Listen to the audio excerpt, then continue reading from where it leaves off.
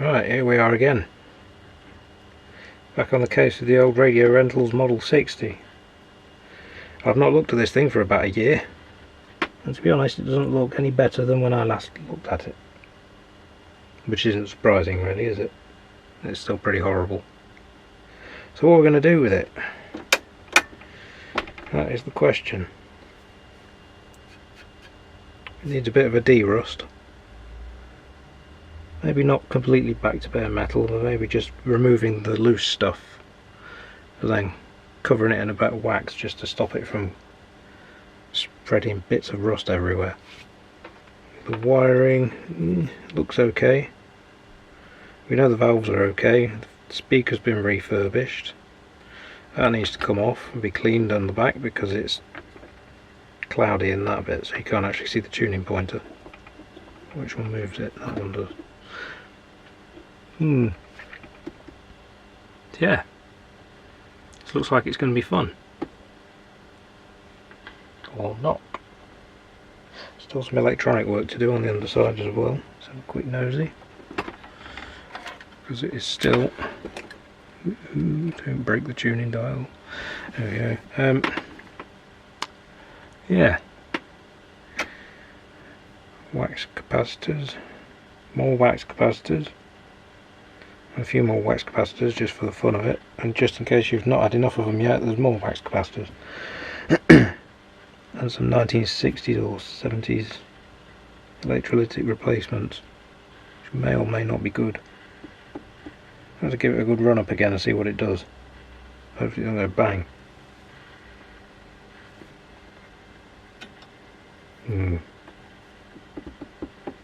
So, let's get started. Right, first job, let's see if we can get this off. Don't like having glass in the way. That one's already loose.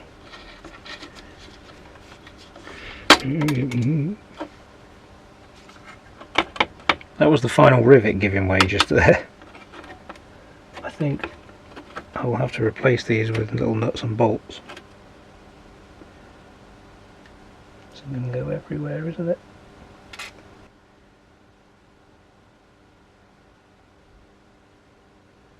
Damnedest not to spray it everywhere, and it does it anyway.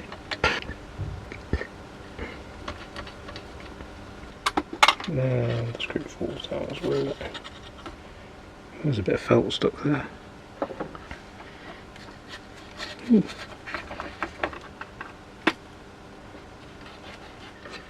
that a surprise? Screws that actually come out when they're rusty. Can we now get the dial off? We can, something else just came off with it that probably wasn't supposed to. All the rivets on this radio are totally and utterly ruined. That's not supposed to be here. There's another piece come off here as well. That's supposed to be stuck there. I think I'll get rid of all those rivets. Tasty. Try brushing that off to start with. Did nothing. A little bit. We get a little drop of liquid. Just plain water, nothing fancy. Just want to make sure that the print doesn't come off with it, you see.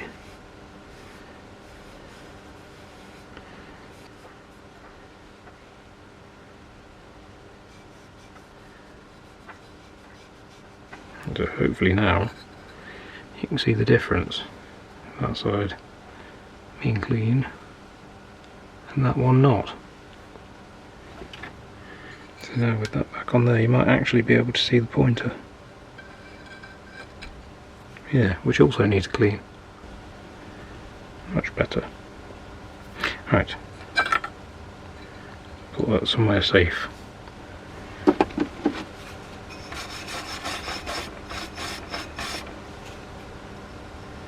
It's a bit loose. That's it, it's just... it's like a valve cap. You know, like the top cap on your valves.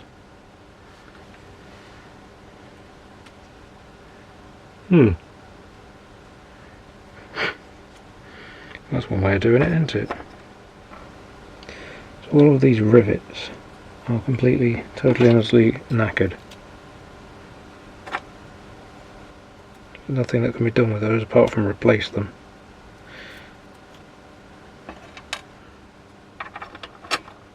Actually, yeah, 4s will fit. And I've got some of them. So for these last 2 bits here, I might as well just break them off. There we go. There's no strength left in those rivets whatsoever, so might as well finish them off. Get them bits clean and then chuck them in some vinegar. Let them sit for a few days. Just get any oil and grease off of them, and then they can hopefully fizz nicely in the vinegar.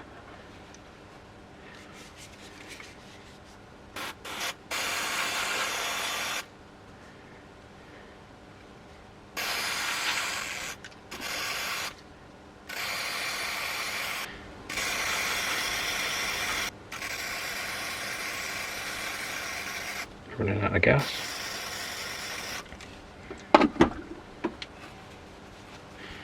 Yes, that was definitely IPA because it smells lovely. Right.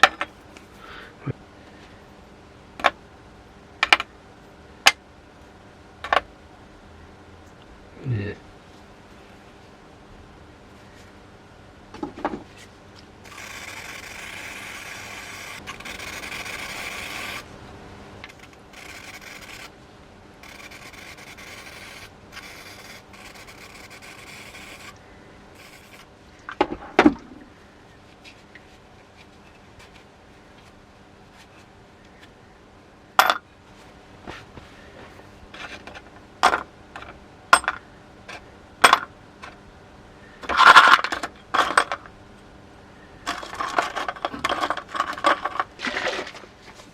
Use a bit of that.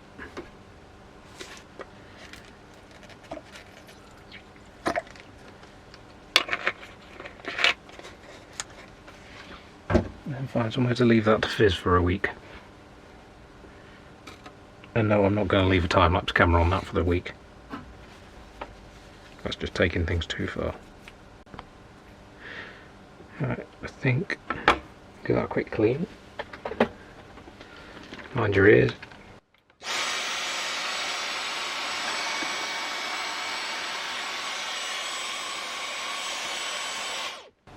And that should now come off quite easily, apart from the wiring for the dial lamp that's still attached.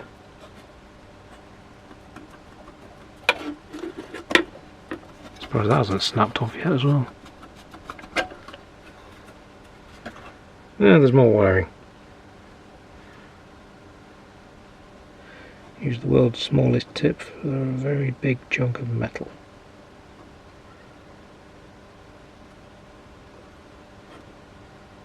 Better suited for SMT soldering, that one. Whoop, there it goes. That's that bit off, I can have a clean. So that's just had a quick wash in the sink. It's not come up too bad. It's just a piece of Paxlin, the same as the back panel, so I shall probably give it a bit of a polish with the old Bakelite polish to get rid of some of these black bits. Not that it really matters if it's dirty. I'll do that, give it some wax, especially on that side actually, so that you can get some shine back through the dial. Might help with the light as well. But yeah, do that and then it can get bolted back on. Just there. I might also knock off this dial lamp carrier. Get rid of that, and that can go in the rust remover. Yay, turd polish.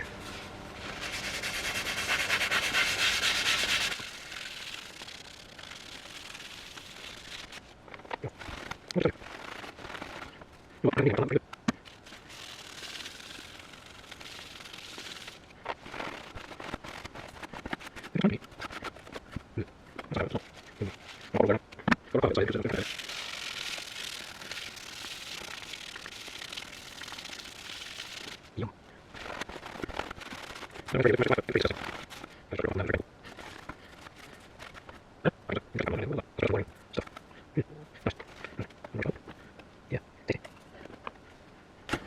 don't know where this radio lived for most of its life, but it was pretty disgusting. I just tried to rip off my thumbnail and it was very painful.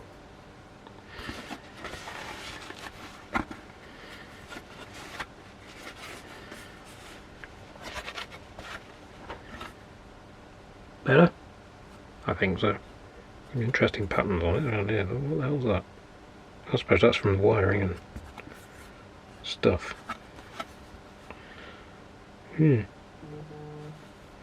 Nice. Right. On the rubbish pile. Yeah. Tasty.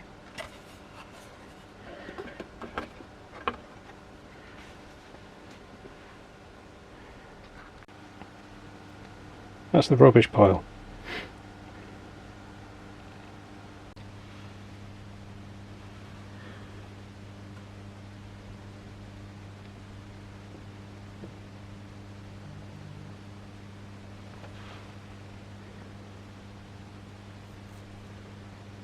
She's only pretending to be asleep.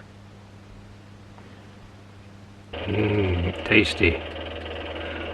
These have been sitting in vinegar for a couple of days now. To be honest, they don't actually look any different. So you can pick one out and have a good look at it. If we focus on it well enough, there we go. So yeah, looks like the rust is still there, it just looks wet. So yeah, it's definitely done something. That's loosened off quite nicely actually. I would normally use a toothbrush on this, but I can't see one visible at the moment, so we'll just try give it a damn good wipe. It's got rid of a fair amount of it. If we get a good stiff brush on that, it'll probably shift a lot more. Might have to go in for round 2 though. I don't know. That's not rust. That's the felt that was stuck to it. That bit's rust there. Yeah, damn good brushing. Maybe if I could find a wire brush, that lot would be good to go. Yeah, that's just good old standard white vinegar. So I'm just finishing off the de-rusting process, giving things a bit of a clean up in the sink. And you can see most of the rust is coming off quite nicely. So I'm just using a mixture of a bog standard toothbrush and this thing, the metal thing with nice bristles. That's getting rid of the worst of the stuff. And most of it does just flake off. So what I'm going to do is I'm going to do a load of that and then chuck it back in the vinegar for another couple of days just to get rid of the last few bits. Hopefully that should finish the job quite nicely. Then we can start putting those bits back together. Got some screws to replace the rivets, you know, the ones that were in that. So now we're going to put that together with some nice new screws, and I've got this very crusty old box of nuts and washers. Came out of my granddad's shed, which had no roof, that's why it was gone all crusty. A little bit of rummaging. We've got one already. Need 4 of them. As you can see, all the parts have now been de-rusted. You can't see because the focusing's gone off, but yeah, never mind, you get the idea. It's the last 2 screws. See, some of it came up really nice. It's a bit of pitting on the other side, but it's not too bad. The screws look quite pitted. No, can't see them. Never mind. So we'll just quickly assemble all of that. Which side's the threaded side? That's the threaded side. I'm probably going to cut half of this out because it's rubbish. Right, let's mount the first one of these on.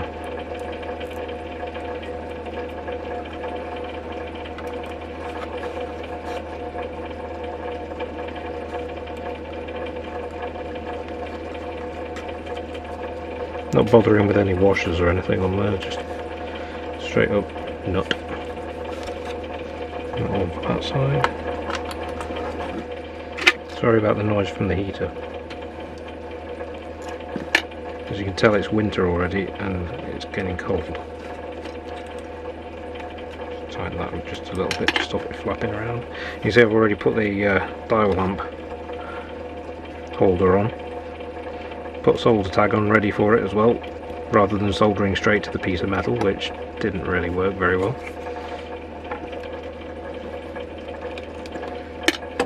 There we go, that's that partially reassembled. Then I can stick the dial back on it.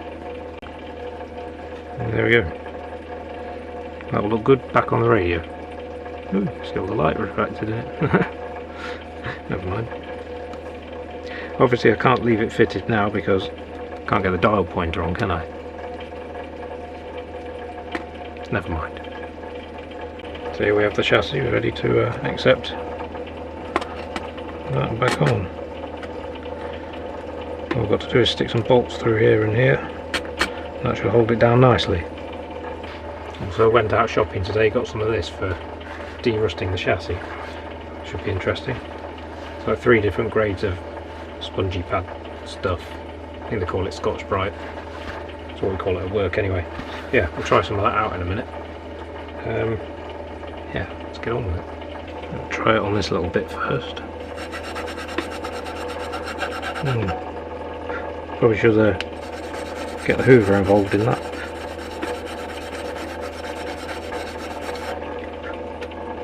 Come back when I've finished. I have just run into a little problem.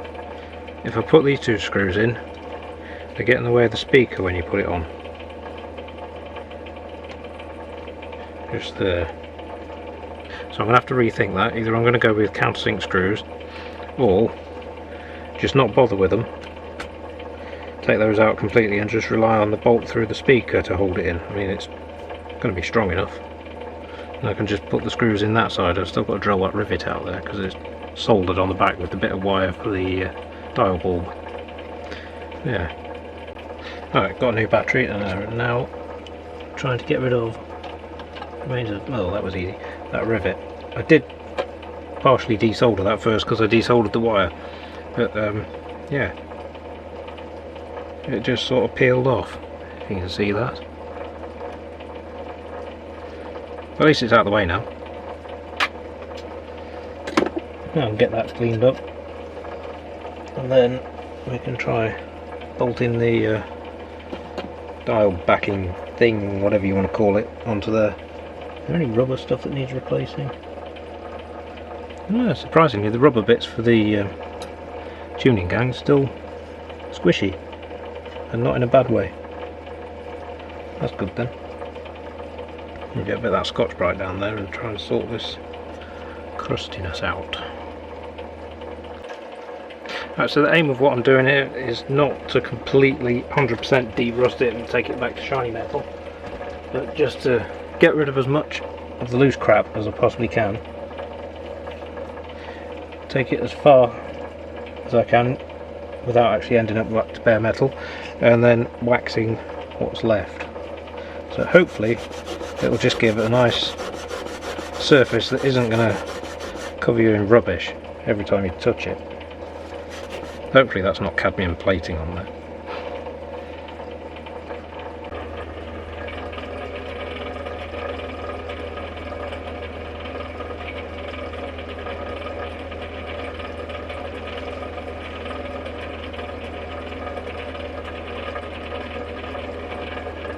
I broke the cat.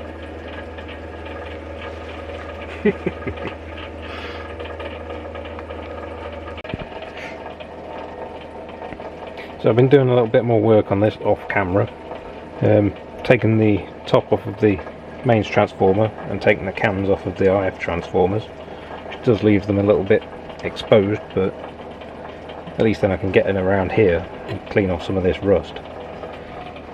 That rust has cleaned off fairly well. I mean, it's probably still, put it on me. Yeah, if I clean up with a bit of white spirit or something, that should make that a little bit cleaner. At least then I can try putting a bit of wax on it. If I don't like it, I can clean that off and then probably get some actual rust remover, but I really don't want to have to do that to this because it's a lot of mucking about, and it will dribble through and go underneath, getting the coils, getting components and stuff, and just generally make a mess. So I'm hoping to just get away with a good rub down with the old Scotch-Brite until we can just wax it. In fact, I might try a bit of wax on it now, but the only trouble with that is the wax is underneath the cat, so that could be a problem. Yeah, I really don't want to disturb her because then she'll start climbing on things and it gets dangerous when she starts doing that.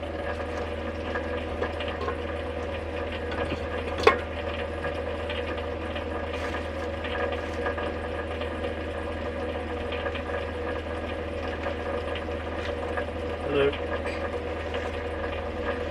Sorry to disturb you.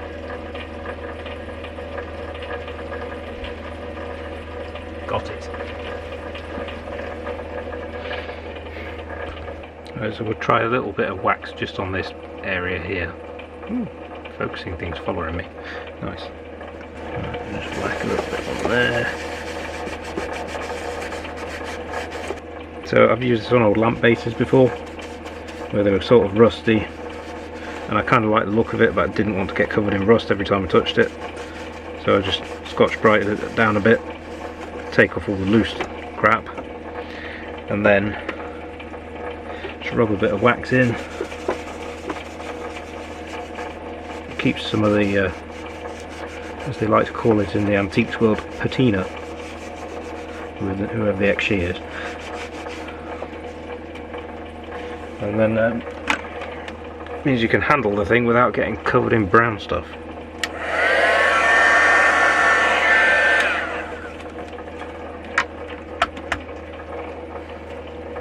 Just leave that for a minute. It's coming off fairly clean. And there we have it. Doesn't actually look too bad on camera, that. You still see a bit of patterning from the original rust. You can feel it's a little bit sort of bumpy, but it's not. You're not going to get covered in it every time you touch it. It's fine. Okay, time for a crazy experiment. I'm going to try some of this reactive wheel cleaner from Halfords on that rusty transformer shroud. Now, my reasoning behind this is because last time I cleaned my car, which was actually quite a long time ago now, I used that stuff on the wheels, as you would, and got some on the brake caliper, which was pretty similar looking to that transformer shroud over there, and it actually cleaned the rust off it. Now, I don't know if it was just probably dirt that looked like rust, or if it was actual rust, so I'm going to try it. I've no idea what's in this stuff, other than it comes out clear and then turns purple. So let's try it. Right, here goes nothing.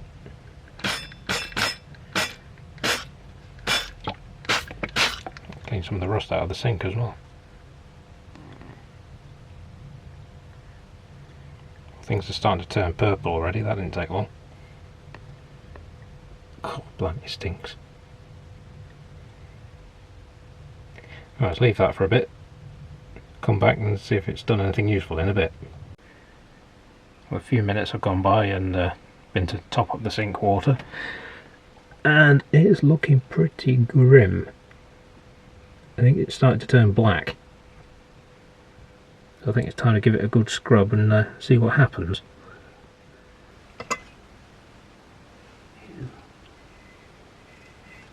Like an oily texture to it.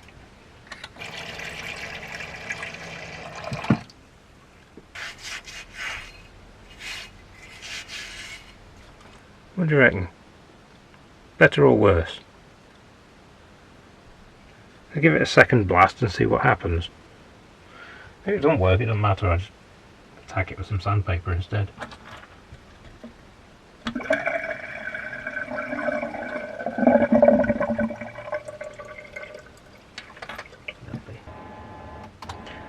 I think we can safely say it's had some sort of an effect. I think you'd probably have to use about 3 bottles of it to get rid of that amount of rust, but and there's still quite a bit there. Obviously the inside hasn't had anything sprayed on it yet. Still some there. But the top bit, where it sat for the longest, has come up quite nicely. Obviously it's flash rusting straight away. So I'll rack it off. Need to repair my sink. But yeah, I'd say we've certainly reduced the amount of sanding I need to do on it. But yeah, for now, after that experiment, I'm just going to sand it, because it's easier. So after several goes at trying the rust removing stuff, well, wheel cleaner, it didn't really work that well. It got rid of some of it, but some of the stubborn bits were still there. So that is now, after several hours of messing about with various grades of sandpaper, wire brushes, Scotch-Brite, you name it, I tried it. Except rust removing electrolysis, which probably would have worked better, but I don't have the kit for it. So I think what I'll do now is I'll give it a damn good clean with some IPA, and then rather than cover this one in wax, I'm just going to spray it, make it the same as the speaker that's sitting over there. Might as well, at least there'll be 2 matching parts in there then.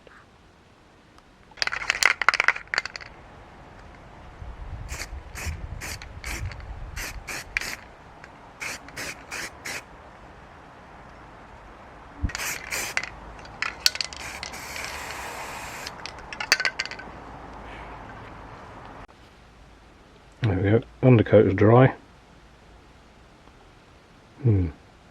Yeah, I've just found my dust mask. I could have done with that earlier. Never mind. Right, I'm going to try and spray the top coat. Only trouble is, as you can see, it got dark. Well, nearly. Let's see how we go.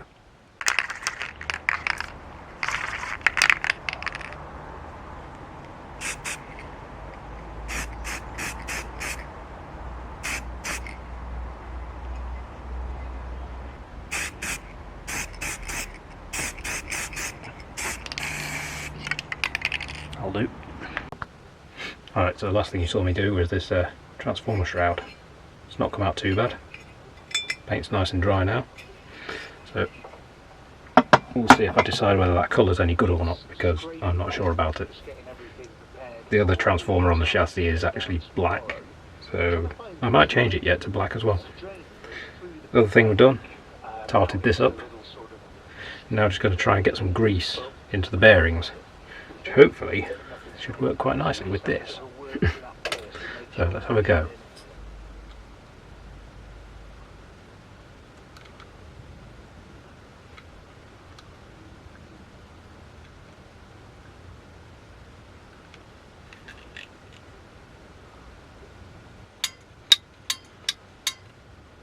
Right, whip the screw off that end, and that bearing down there looks pretty disgusting. I've got that out. Give that a clean.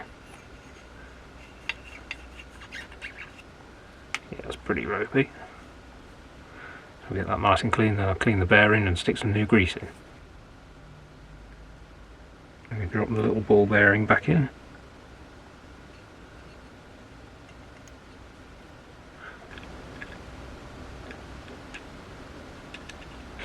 Now we can put the whole thing back together.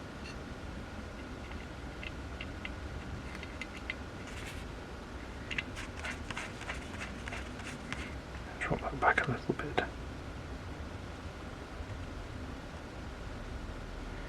About there. You see that?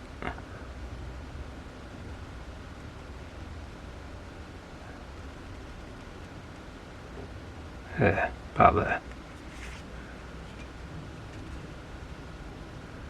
And tighten that nut up on the end.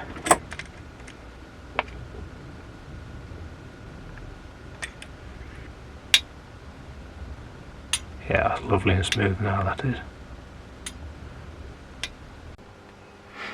Right, I finally got this chassis looking sort of how I'd like it. It's not the best, but it'll do. So now it's time to start refitting things to it, such as transformer shroud, one of the IF cans. The other one's over there, it still needs cleaning because I haven't finished it yet. And that. and then we can start looking at getting the dial and the speaker fitted as well. So let's have a look at it as it is now.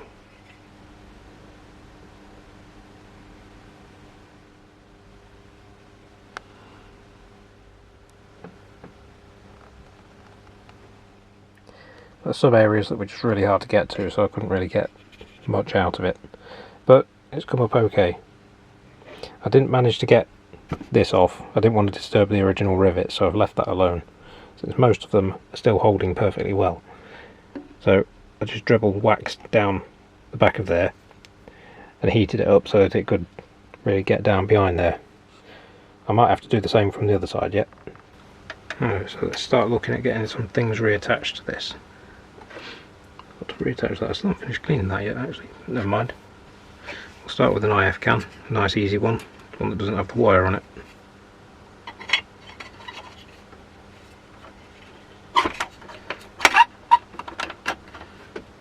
That fits on there. Make sure the former is over the little hole. There we go.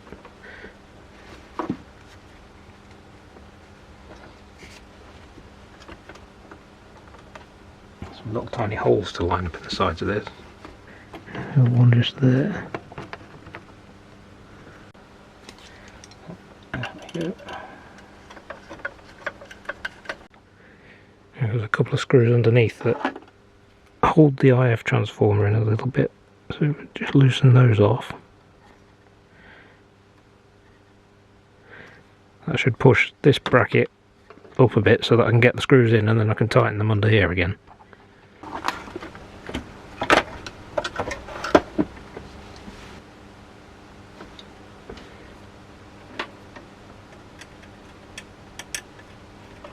As the only sensible person would have removed the transformer before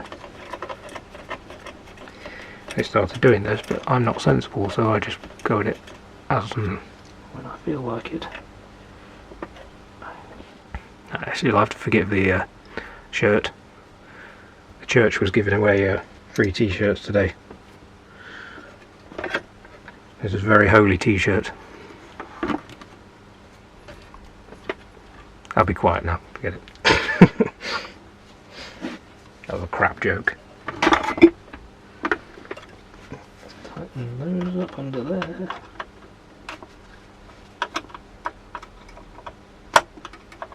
Oh, you better get in there.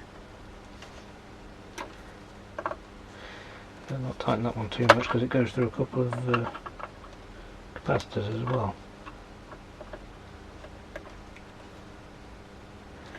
There we go, it's nice and solid now. I'll go for the tuning gang next.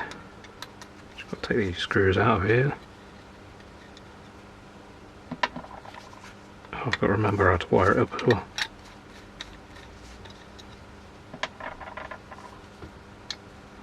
Right. Maybe we'll put that one in last. Right. Here you go. Try not to destroy the IF transformer on your way in. Just twist that around so it matches.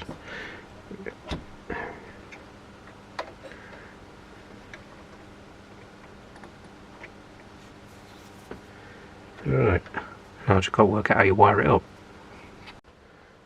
There we go, found my before photo. So you can see just about that's one of the rivet holes, well, where the cables come through, and the second one's here. Now we've got a red and a green coming out here, a red, green and a yellow coming out of that one. So we want the green one from that one going to there, the red one from that one going down to the earth tag on the other side. There's another green one there, that goes to the earth tag as well, and this red one's here and the yellow one's here.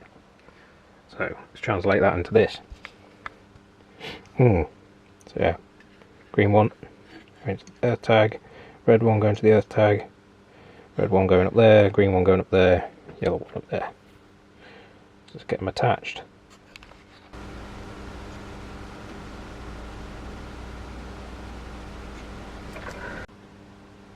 There we go. That's all back in. Just got to put the last screw in. And then we start fitting the dial drive parts. Right, let's get that in there. I found most of the dial drive components, but I am missing the spring. Don't know where I put that. Never mind. We'll try without for now. See how far we get. Alright, we're out of the woods. Got the string, got the spring. It was sat with all the other screws where it should have been. Now I've just got to remember how you put this all together. So it'll probably just be a way of whichever way works. Don't know whether we need one or two wraps around there. Did that come all the way through there? More the point, where the hell does that attach to?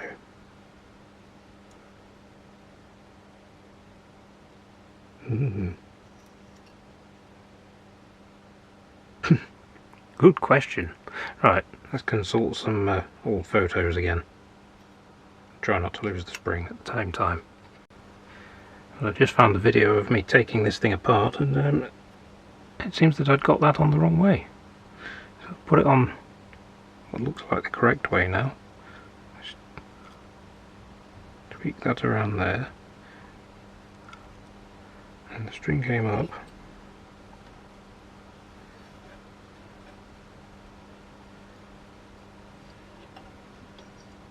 Around here.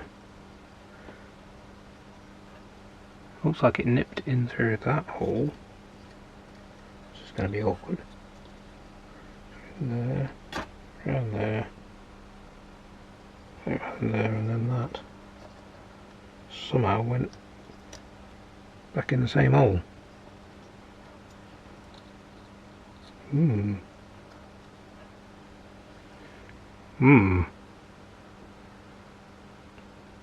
Well, we'll try it and see what happens.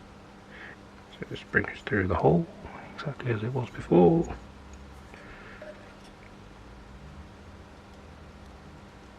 Each end of the string.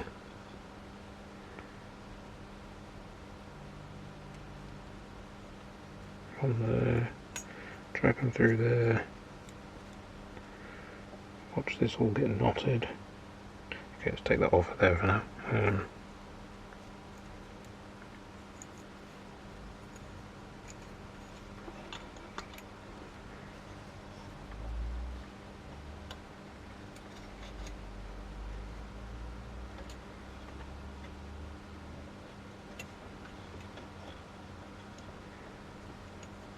This is where something breaks.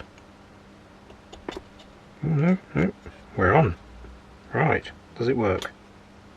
Yes, it does. Sort of. Right, that makes one of the screws accessible. Beautiful. And that makes the other one accessible. I'll find a bigger screwdriver.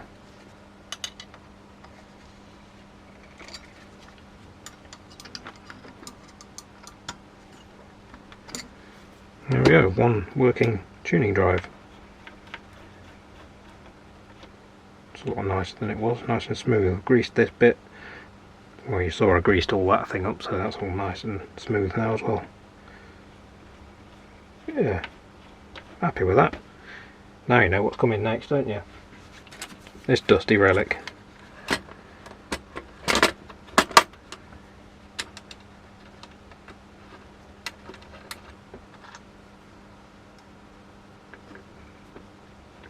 Yay. And that is a wrap for tonight. Right, I'm going to end that video there. I think it's gone on long enough for nearly 40 minutes. There's going to be a part 4, possibly a part 5, hopefully not a part 6. If there is, then something's gone wrong. Very wrong. You'd think from all these videos I'd actually be getting paid for this, but I'm not. I'm just doing this purely for my own entertainment. There's plenty of other projects to go as well. We've got Retrotech, formerly known as the National Vintage Communications Fair, coming up on Sunday. So I'm going to end up with more projects. Yay, can't wait. yeah, let's end it there. See you in the next one.